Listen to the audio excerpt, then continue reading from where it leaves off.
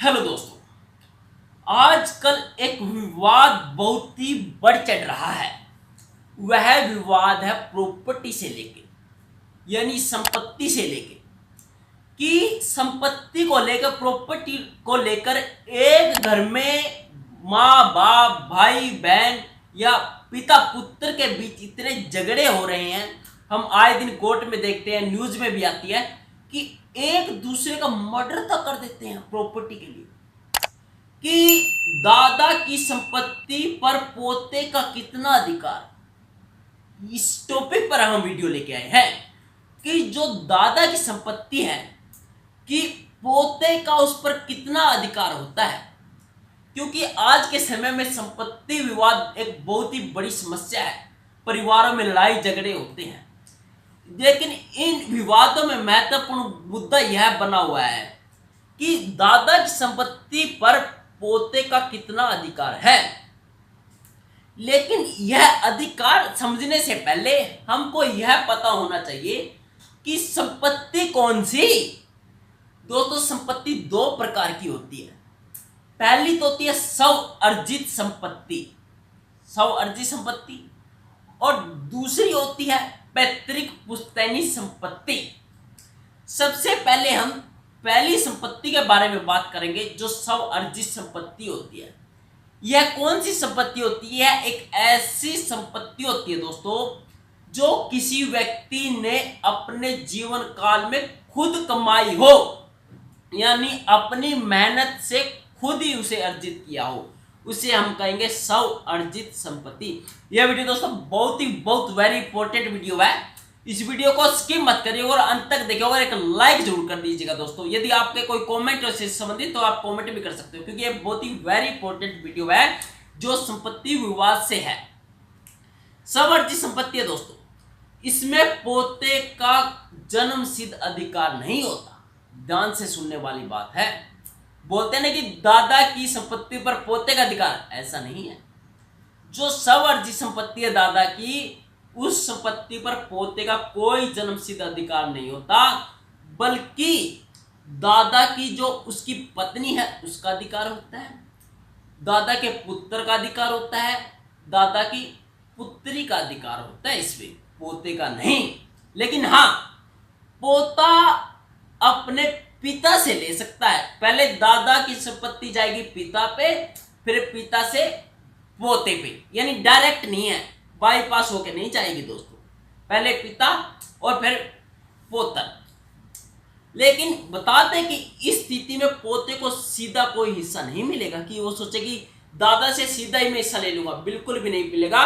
वह अपने पिता के माध्यम से ही प्रॉपर्टी का हिस्सेदार बन सकता है। यह थी दोस्तों स्व अर्जित संपत्ति। जो सेकंड है, सेकंड संपत्ति जो पैतृक यानी पुश्तैनी संपत्ति। पुश्तैनी संपत्ति क्या होती है? ऐसी संपत्ति जो पूर्वजों से विरासत में मिली हो, जैसे कि मेरे दादा से मुझे मिल गई हो, मेरे पापा से मुझे मिल गई हो, यानी पीढ़ी दर पीढ़ी चली आ रही संपत्ति को ही हम पुश्तैनी संपत्ति कहते हैं। ऐसी संपत्ति में पोते का कितना अधिकार है? पैतृक संपत्ति में पोते का जन्म सिद्ध अधिकार माना जाता है, जन्म सिद्ध। लेकिन इसके भी कुछ नियम हैं जो आपके लिए बहुत ही वेरी इंपॉर्टेंट नियम है। ध्यान से सुनना दोस्तों इस वीडियो को। दादा की मृत्यु पर सीधे पोते को संपत्ति नहीं जाएगी, कि सोचे कि दादा की मृत्यु हो गई है और सीधे पोते को मिल जाएगी, नहीं। पहले वो पिता को मिलेगी और पिता के बाद पोते को ट्रांसफर होगी।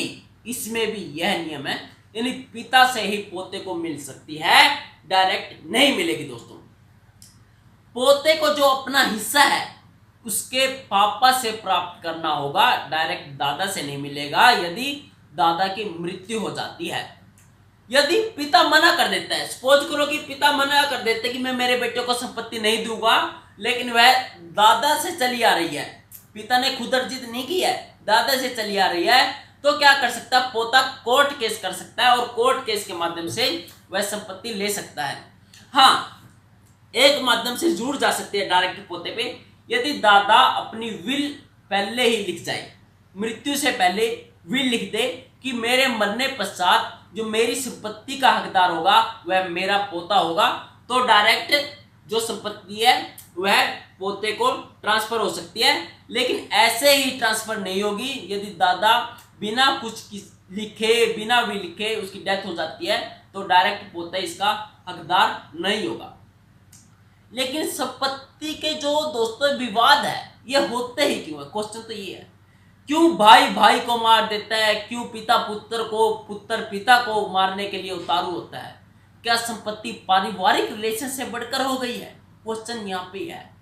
यह तब है दोस्तों जब हमारे पूर्वज बिना कोई भेदभाव के संपत्ति का बंटवारा करें, क्योंकि वह भेदभाव कर देते हैं कि एक पुत्र को कम दे देते हैं, दूसरे को ज्यादा दे देते हैं, तो उसमें क्या होता है, द्वेष की भावना उत्पन्न हो जाती है। या तो आप किसी को भी मत दो, या दो तो आप बराबर का हिस्सा बांट के दो। अंत में दोस्तों जो याद रखने बात है, जो एक बहुत ही जो कि यूजेबल बात है, जो मैं आपसे बताना चाहूंगा कि परिवार के रिश्ते होते हैं दोस्तों, अकॉर्डिंग टू मी, ये मेरे पर्सनल व्यू है, आपके पता नहीं क्या होंगे, जो परिवार के रिश्ते किसी भी संपत्ति से ज्यादा मूल्यवान होते हैं। मुझे तो नहीं लगता कि कोई ऐसी संपत्ति, चाहे वो बुर्ज खलीफा ही क्यों ना हो, कि एक पारिवारिक रिलेशन से बढ़कर है। अगर आपका परिवार खुश है तो आप एक छोटे से कमरे में भी खुश रह सकते हो। यदि आप दुखी हो तो आप कितनी बड़ी आपकी पास प्रॉपर्टी हो, कितनी जमीन हो, तो आप दुखी रहोगे, क्योंकि जो एक एंजॉयमेंट होता है वो फैमिली के साथ ही होता है, आप अकेले एंजॉयमेंट नहीं कर सकते। यह दोस्तों एक संपत्ति से संबंधित यानी प्रॉपर्टी से संबंधित वीडियो थी कि दादा की संपत्ति पर पोते का कितना अधिकार है। यदि आपको यह वीडियो पसंद आई हो तो आप एक लाइक जरूर कर दीजिएगा। यदि आपको कोई और वीडियो चाहिए इससे संबंधित तो कमेंट सेक्शन में लिखिएगा। थैंक यू दोस्तों।